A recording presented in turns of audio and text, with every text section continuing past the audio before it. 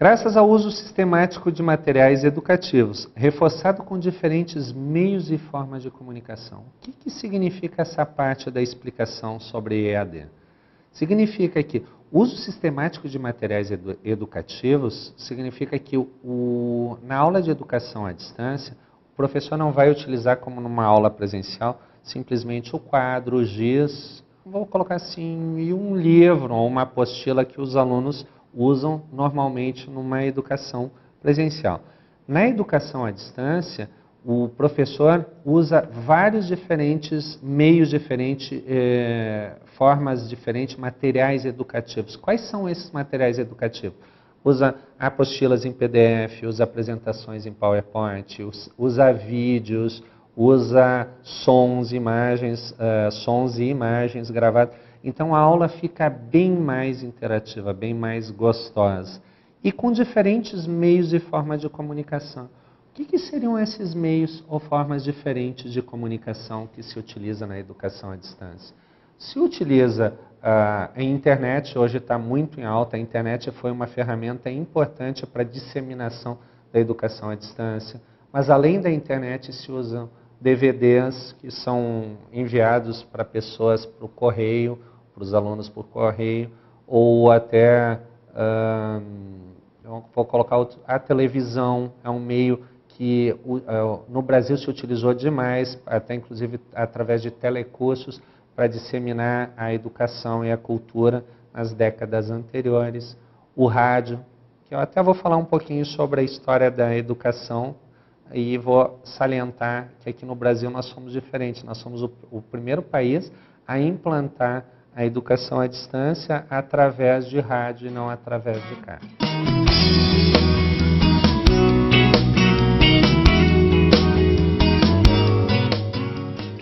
Bom, vamos falar agora sobre a história da educação à distância. O que ocorreu com a educação à distância no Brasil e o que está ocorrendo com a educação à distância no mundo. A primeira tecnologia que permitiu o uso da educação à distância foi a invenção da escrita. Através da escrita, certo, o homem pôde transferir o seu conhecimento para outras pessoas à distância. E com isso possibilitou realmente a invenção, a criação da educação à distância. Com o livro impresso, temos a primeira forma de educação à distância em massa. Através do livro impresso, realmente se disseminou a educação à distância. Ok? Com a invenção do rádio e a televisão, a comunicação se propagou para milhões e milhões de pessoas e a educação à distância realmente proliferou. Então foi uma grande invenção para a educação à distância, o rádio e a televisão. A web, a internet, permitiu a interatividade. Tanto o rádio quanto a televisão, eles são meios de comunicação de uma via só. E como eu coloquei no início dessa palestra, desse curso que eu coloquei para vocês, para haver a educação à distância, há necessidade da bidirecionalidade. A web faz essa bidirecionalidade. O aluno recebe o conteúdo e consegue responder. Então foi um grande avanço para a educação à distância, a invenção da internet. E mais recentemente, os chats e os fóruns fazem com que milhões e milhões de pessoas discutam temas de interesse através da internet. O EAD no mundo. Tem coisas interessantes para colocar para você.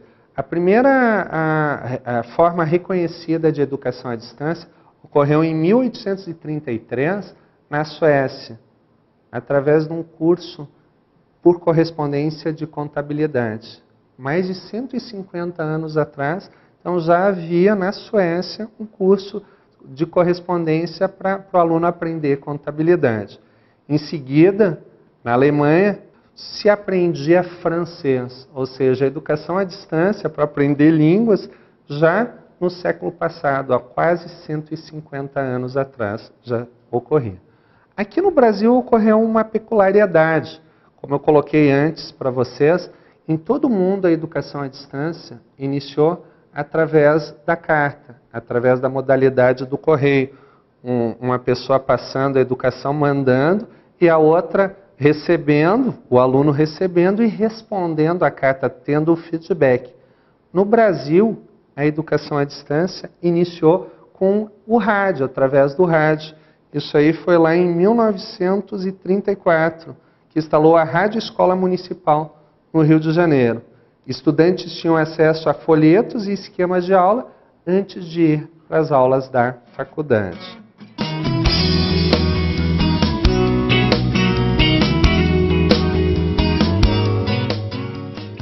Eu vou falar agora dos números da educação à distância no Brasil.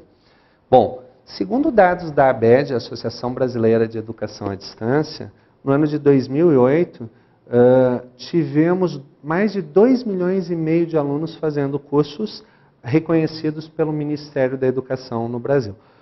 Esses números se referem aos alunos que fizeram educação à distância em 2007. O que significa? 4 anos atrás, com todo o avanço da tecnologia que nós tivemos, certamente agora devemos ter mais de 5 milhões de estudantes no Brasil fazendo algum curso de educação à distância reconhecido pelo Ministério da Educação e Cultura. Ou seja, tem grande parte já dos adultos estão ou pensando ou fazendo um curso de educação à distância. Considerem vocês como, de repente, os próximos alunos da educação à distância.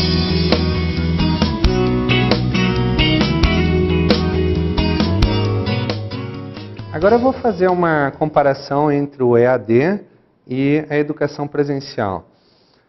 Bem, pessoal, qual é a diferença? O que é a educação presencial versus a educação à distância? A educação presencial, ela é conduzida pelo professor, ou seja, toda a aula quem regula a velocidade, regula o que vai ser mostrado na aula é o professor. Na educação presencial, tem um predomínio da exposição pelo professor, ou seja, inclusive tem muitos alunos que acham muito cansativa a aula de educação presencial, um professor expondo o tempo todo. Na educação presencial, o processo ele está todo centrado no professor. O que significa o processo centrado no professor?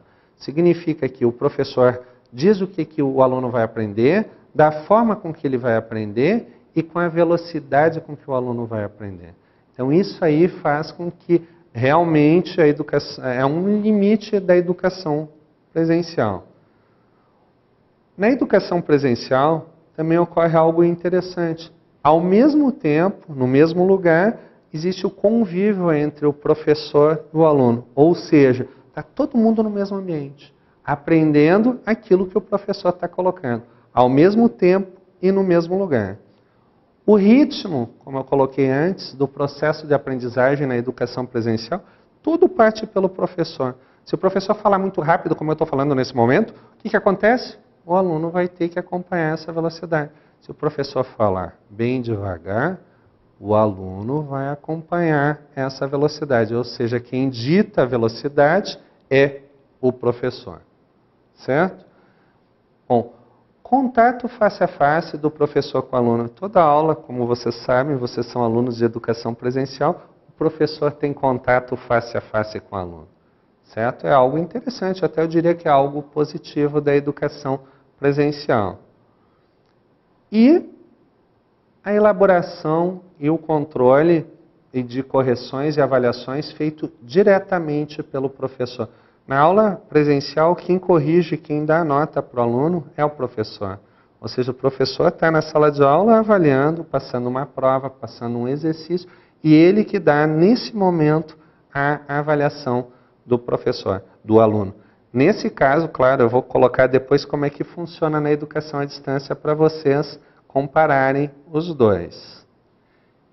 E, para encerrar a comparação, eu queria colocar aqui, no atendimento, o aluno é atendido pelo professor no rígido horário do professor. Ou seja, qual é o horário que o aluno reconhece as dúvidas e tem resposta, tem feedback do professor? É durante a sala de aula, durante o horário de aula. Fora daquele horário não adianta, o professor não passa orientação para o aluno.